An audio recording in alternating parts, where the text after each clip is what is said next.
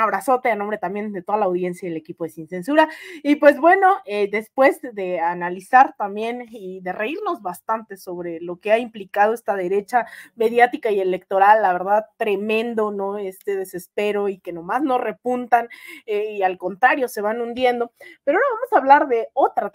tipo de derecha que ha estado sobre la mesa, sobre todo en los últimos 2 años y los últimos meses, que es el Poder Judicial. Y obviamente, como cada lunes, no podíamos faltar en esta mesa de las comadritas. Así que bienvenida, querida Laura Ceballos, ¿cómo estás? Saludos hasta la tierra de la eterna primavera, ¿cómo vas? Comadrita hermosa, muy bien, muy divertida aquí con esto de los podcasts y sobre todo de los OnlyFans. Eso sí dan un poquito de miedo, pero bueno, si es del maese Jairo Calixto, probablemente nos asomemos a ver la parte cómica musical que nos presente, pero mejor vamos a ver Operación Mamut. Esa es un poco más segura para nuestra integridad emocional.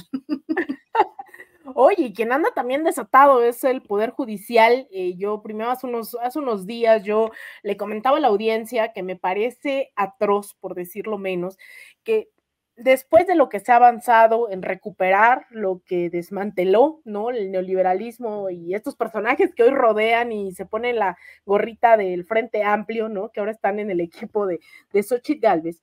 Vemos una Suprema Corte de Justicia que no escatima, ¿no? Seguir usando todos estos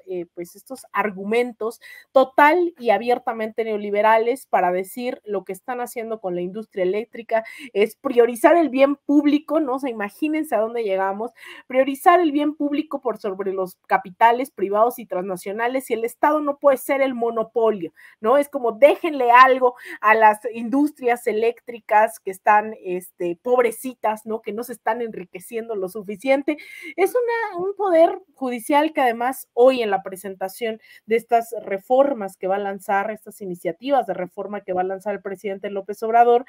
pues hay una justamente que quedará ahí en el tintero. Vamos a ver cómo nos va en estos últimos meses del sexenio con el tema del Poder Judicial, pero sí hay alguien que ha estado ahí defendiendo a esos ministros, ¿no? Es justamente Pérez Dayán, este ministro que afirmó que es necesario alejar al Poder Judicial de la política, pues el magistrado no va en ejercicio de sus funciones a representar a la opinión pública, no va a representar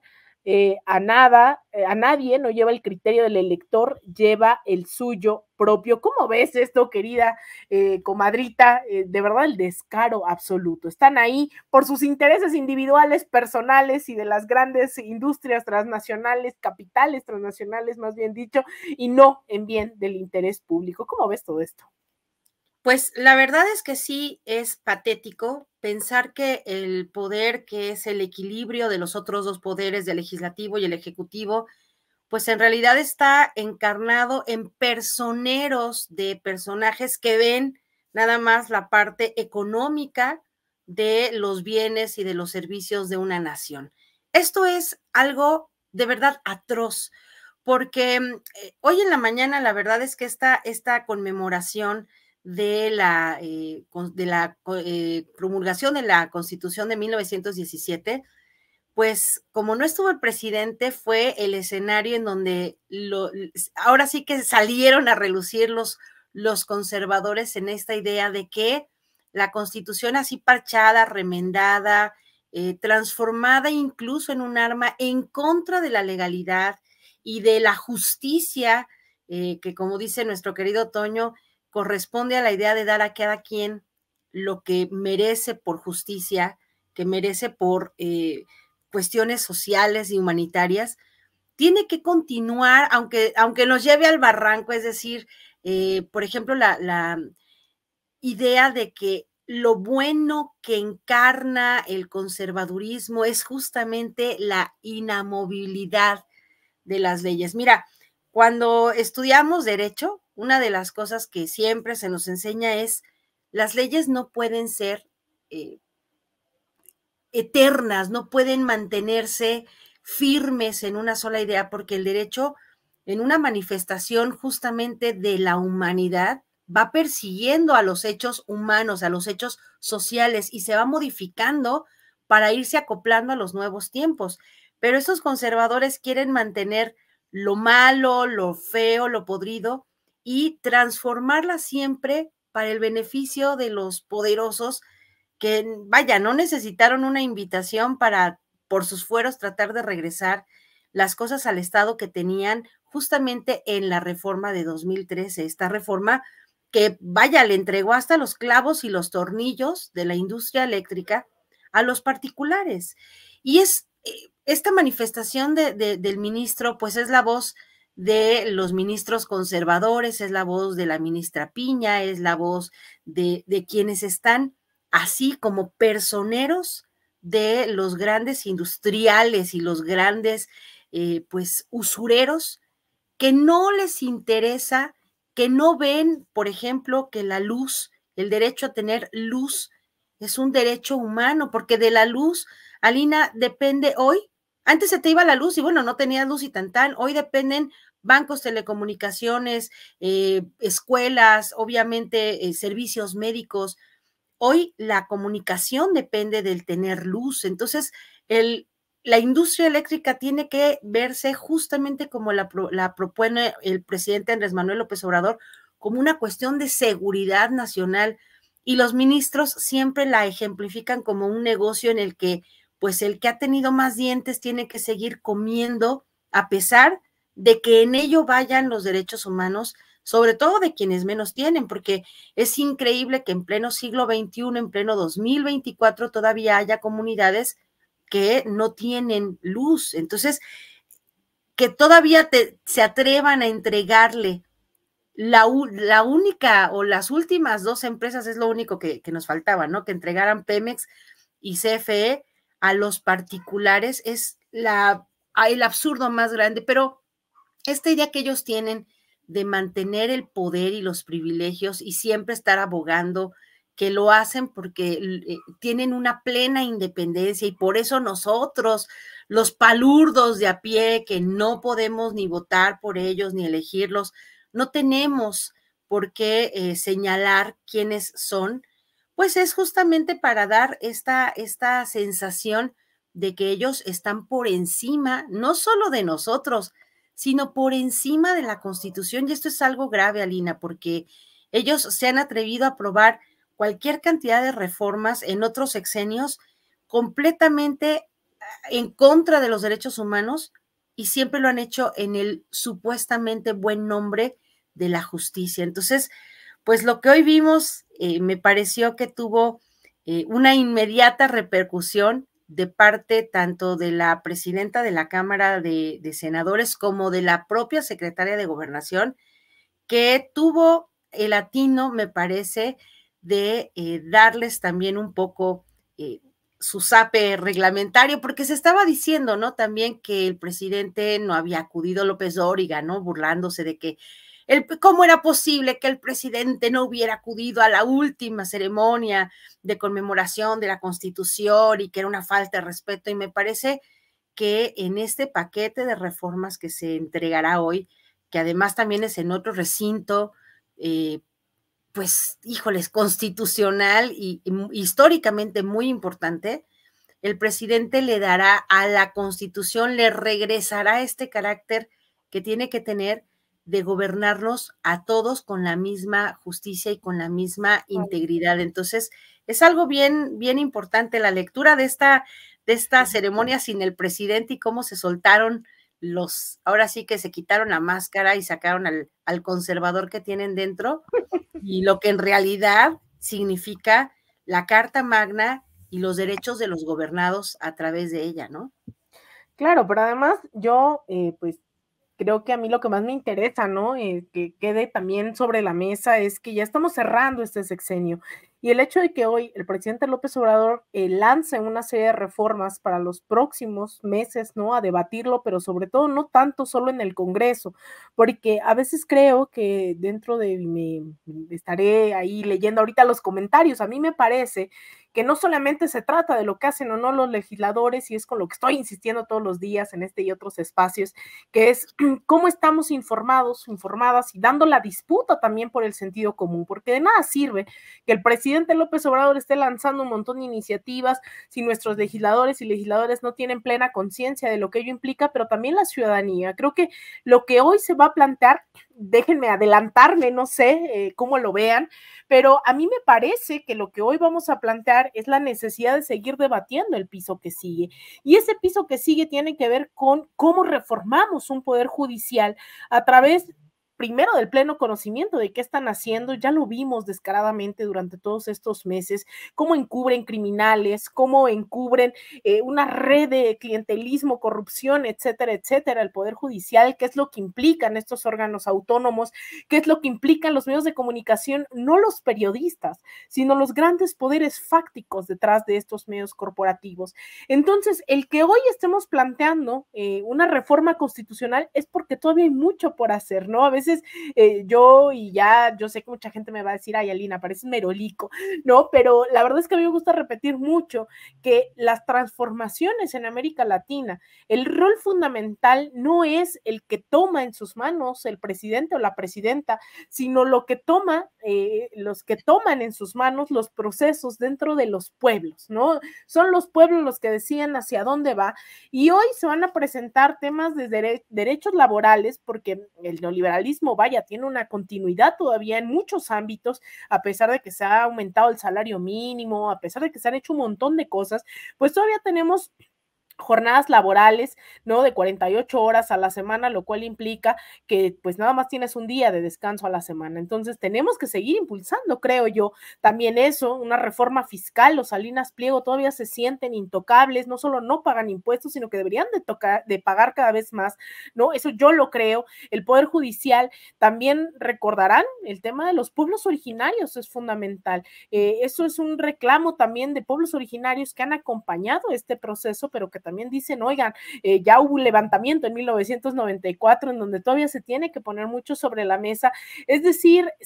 que se entienda que estamos hablando de los cimientos de un proceso que todavía va para largo, todavía seguramente hay corrupción, hemos visto el tema de la seguridad, y estas reformas constitucionales, querida Laura, me parece, tienen que ser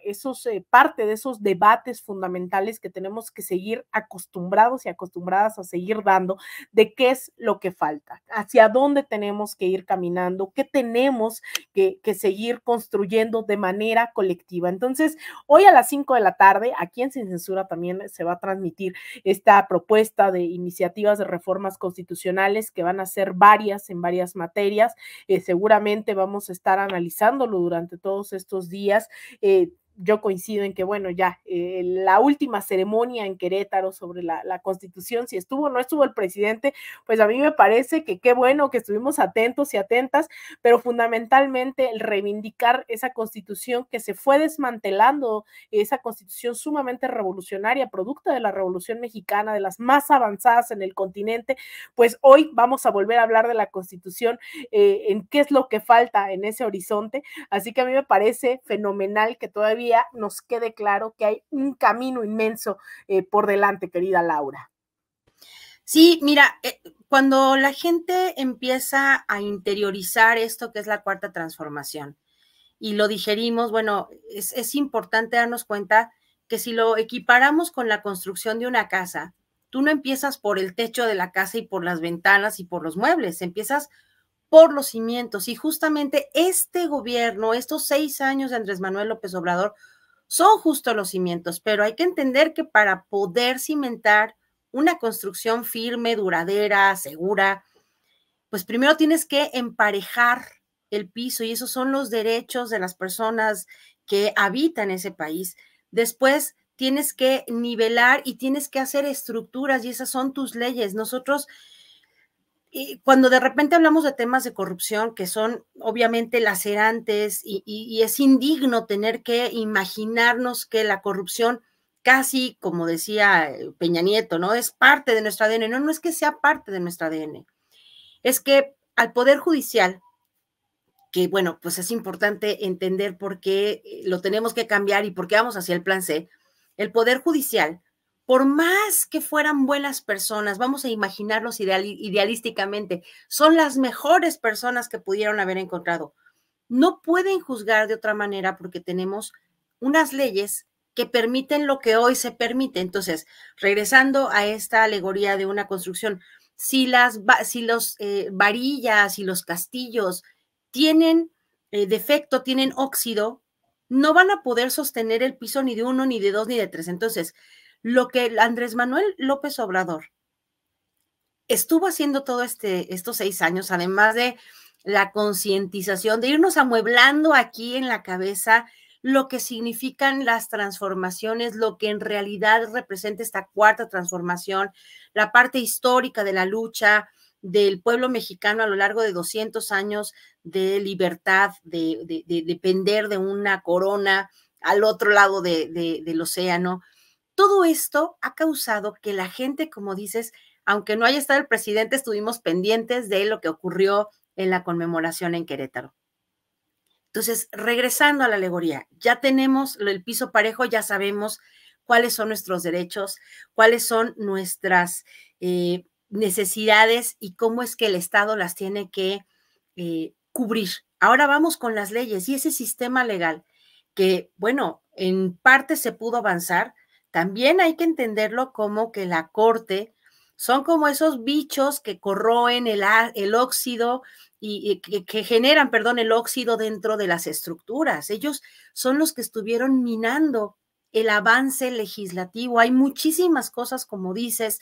en las que no se pudo avanzar tanto como se quisiera, no porque no tuviéramos buenas leyes para cambiar o buenas intenciones de cambiar las leyes. Primero contamos con un legislativo que todavía pregunta cuánto me vas a dar por aprobarte esta ley, cuánto me vas a dar a lo mejor en dinero o a lo mejor en puestos de poder. Y por otro lado tenemos una Suprema Corte que le litiga o un poder judicial que le litiga a los empresarios que les dan pues jugosas ayudas económicas para sus bolsillos y para los futuros de sus familias. Entonces, nosotros no podemos imaginar, Alina, que tenemos que ya avanzamos mucho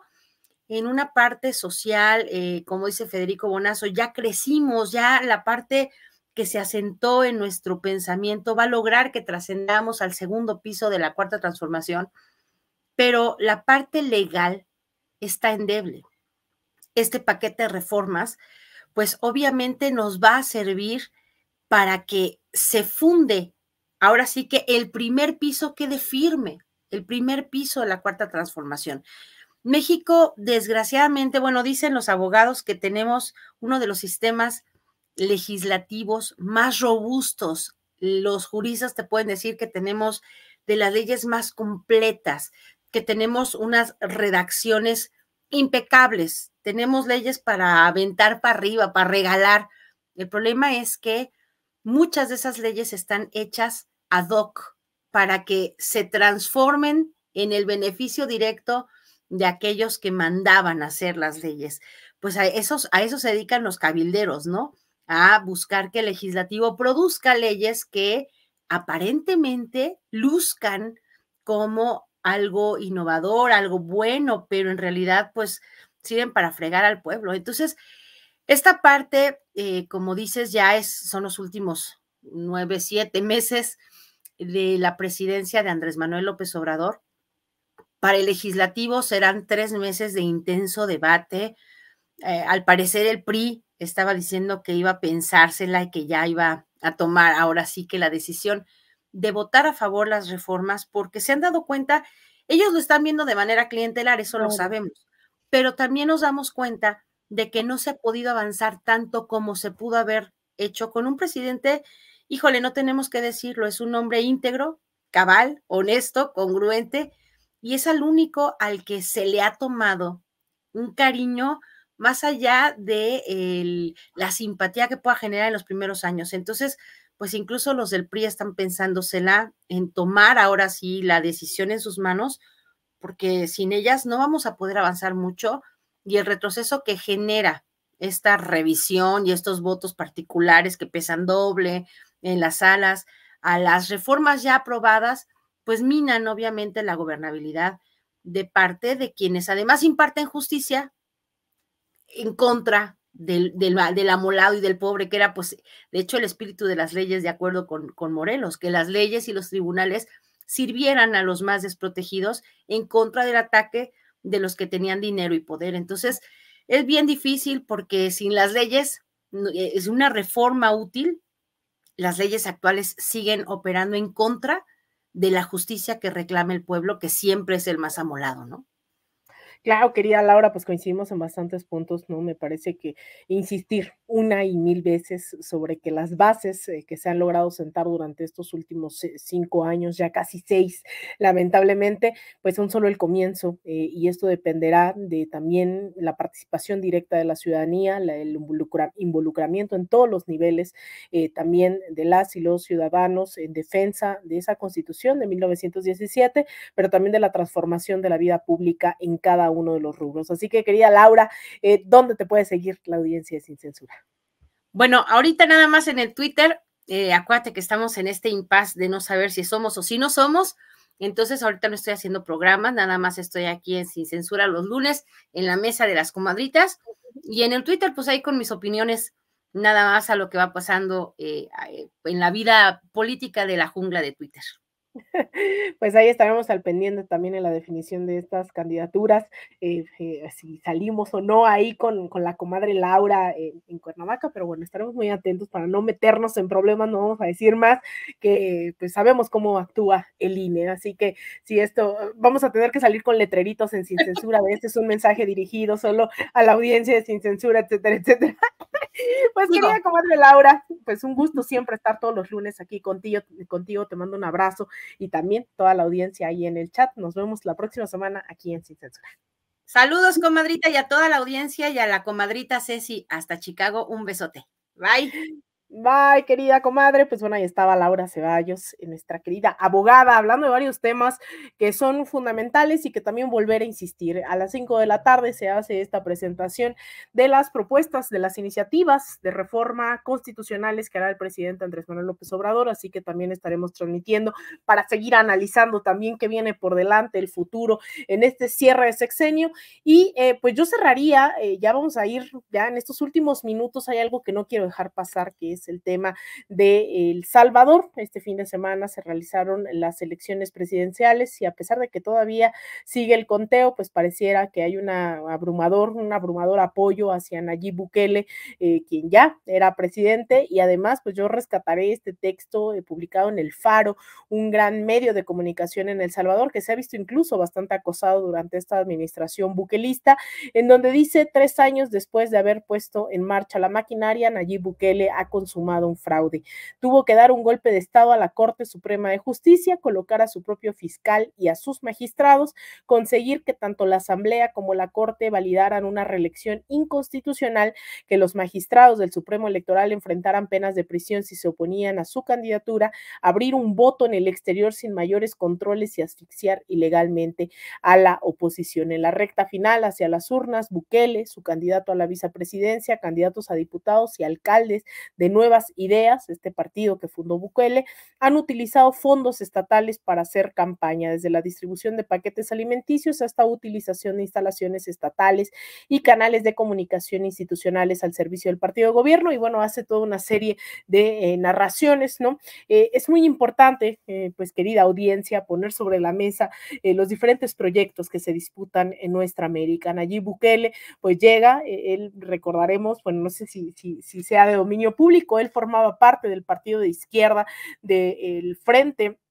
Farabundo Martí por la Liberación, el cual pues él es acusado de violencia de género, lo expulsan, él funda su nuevo partido, él tiene incluso ascendencia palestina y aún así decidió ponerse pues del lado del sionismo que ataca a nivel global, ya vimos con este genocidio en Palestina, y muda también, es de los que pues ceden ante las presiones de Estados Unidos e Israel para mover sus embajadas hacia Jerusalén en algún momento. Nayib Bukele pues se presenta como este dictador cool, así era su biografía en Twitter, en ex Twitter, ahora X nada más, y pues empieza con una agenda, recordemos, militarizó la Asamblea Nacional y en algún momento entró, ¿no? Con militares a la Asamblea Nacional a rezar para pedir que los otros legisladores aprobaran su presupuesto, aprobaran las medidas que estaba llevando a cabo. Y durante este estado de excepción que declaró durante muchísimos meses, detuvieron a más de 76,000 personas,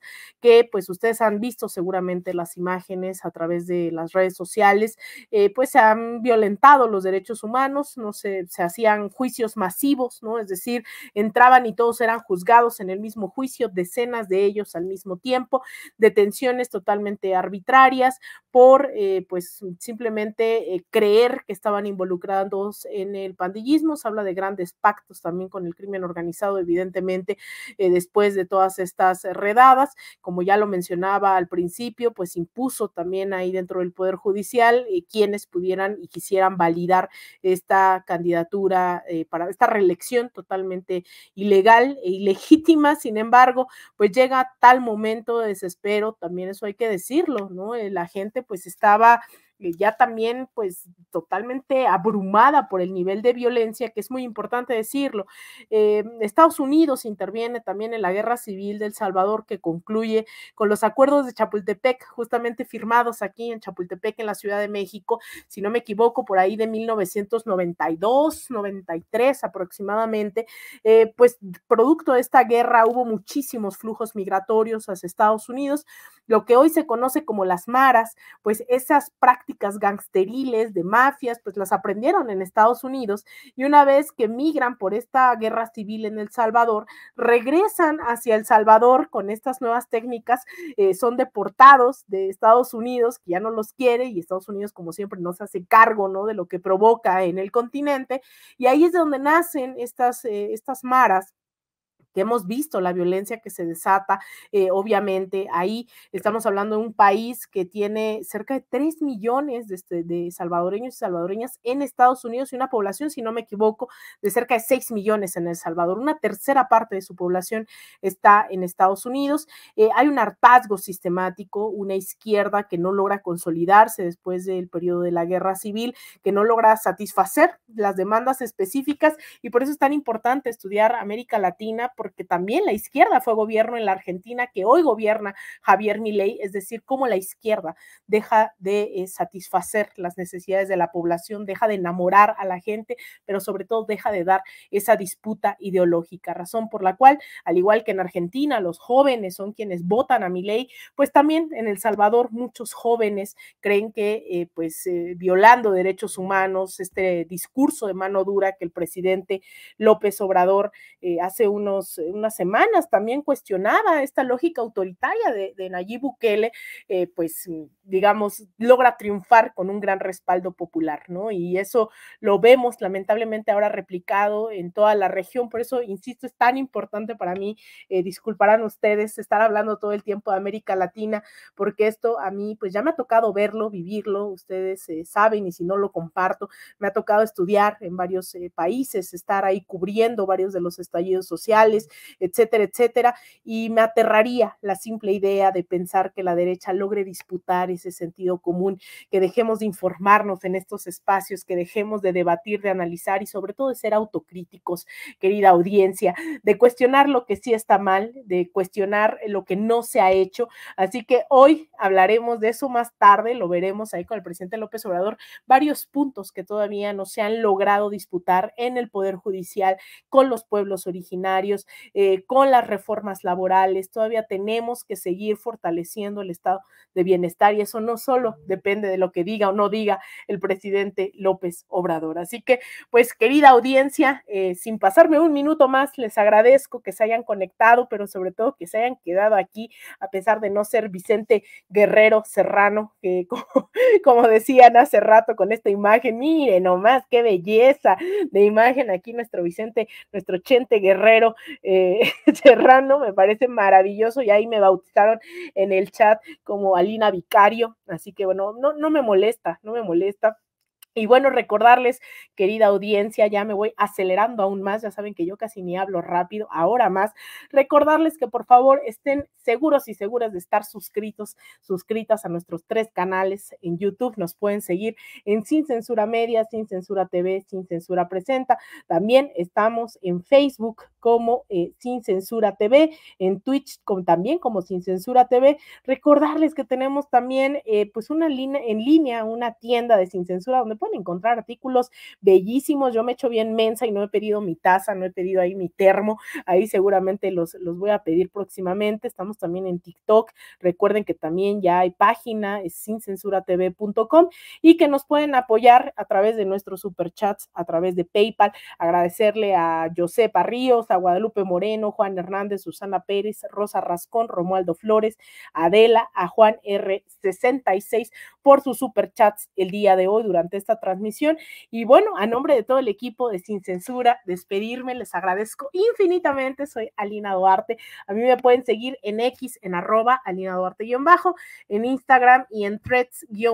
_Alina Duarte, y también estoy en una nueva trinchera informativa llamada De Raíz _Media, donde hoy hablaremos justo del Salvador a las 10 de la noche todos los lunes con la periodista Daniela Pastrana. También estamos ahí en este programa Maíz y Mate todos los lunes 10 de la noche en De Raíz _Media en YouTube, para que también nos ayuden a ir ahí a De Raíz Media, suscribirse, y pues ahí tenemos también varios programas, así que a mí me pueden encontrar también todos los días aquí en Sin Censura. Les mando un abrazo enorme, les agradezco ahí en el chat también a nuestros invitados, invitadas, ya vi que Laurita anda por ahí, y nuestra compañera Ceci también nos está ayudando con los links de las siguientes transmisiones. Y yo volver a insistir, a las 5 de la tarde el mensaje del presidente López Obrador aquí en Sin Censura, no se lo pierdan. Nos vemos más tarde también aquí en Sin Censura, pero nos vemos también en una próxima ocasión. A nombre del equipo de Sin Censura, soy Alina Duarte, les mando un abrazo y nos vemos la próxima.